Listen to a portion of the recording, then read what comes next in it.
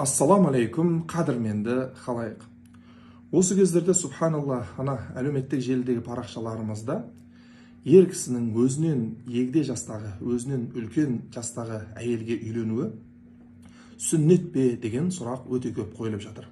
Пайғамбарымыз саллаллаху алейхи уассаламның Хадиша анамызға бір деректер бойынша 15 жас, бір деректер бойынша 3 жас, бір деректер бойынша 5 жас, негізі не керек, өзінен үлкен болған күйі үйленгендігі баршамызға мәлім.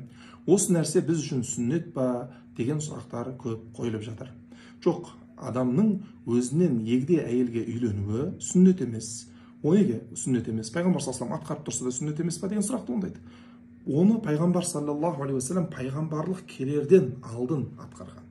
Және де пайғамбар саллаллаху алейхи уассаламның сүннеті болсын, белгілі бір шарттары, белгілі бір талаптары бар. Бұл нәрсе ол шарттардың, ол талаптардың ешбіріне сәйкес келмейді. Ал енді бір адам, мәселен, бір өзінен үлкен жасты әйелге ғашық болып, екеуі бірін-бірін ұнатып жататын болса, әрине ол ешқандай шариғатта тыйым жоқ, үйленсе бола береді. Бірақ ол сүннет амал болмайды. Алла амандық берсін.